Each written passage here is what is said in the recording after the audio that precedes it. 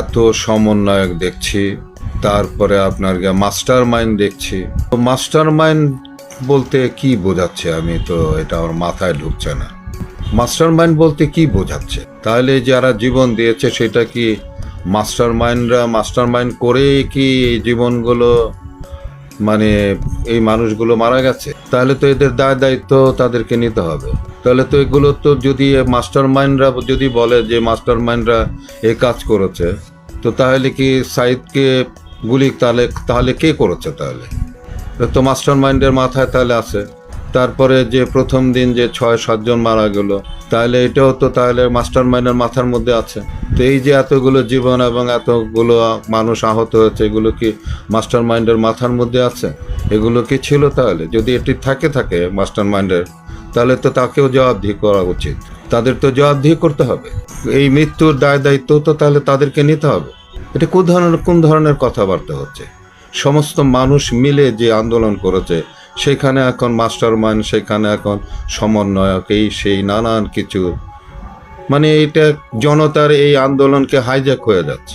কিন্তু পুরো আন্দোলনটাইকে যদি এখন আপনারা হাইজ্যাক করে পালান, তাহলে তো এটা অত্যন্ত দুঃখের বিষয়। এটা কেমন ধরনের কথা? মাস্টার মাইন্ড আবার কি?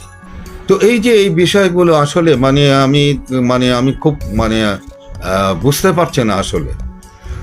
দেশ তো আবার তো ডিভাইডেড হয়ে যাচ্ছে। আবার তো আমি দেখতেছি যে এটার বিভেদ সৃষ্টি হচ্ছে। এখানে তো অন্যান্য রাজনৈতিক দলের যারা ছিল তারাও তো এর সঙ্গে তাহলে কি এখানেও কি মাস্টার মাইন্ডের কাজ করেছে? সাধারণ জনগণ, মা বাপ, ছোট ছোট বাচ্চারা, স্কুলের সন্তানরা যারা নেমে আসছে, এখানে কি মাস্টার মাইন্ড কাজ করেছে? এগুলো কি ধরনের কথাবার্তা এখন বলা হচ্ছে? তো আমি যেটি বলছিলাম যে আমার কিন্তু এই আন্দোলনের সঙ্গে যুক্ত হওয়ার পেছনে কিন্তু ইন্ডিয়া একটা বড় ব্যাপার ছিল, এবং যে স্বৈরাচার শাসক ছিল তাদের কর্মকাণ্ড একটা বিশাল ব্যাপার ছিল। আমার কাছে মনে হয় না যে আমরা তখন স্বাধীন ছিলাম।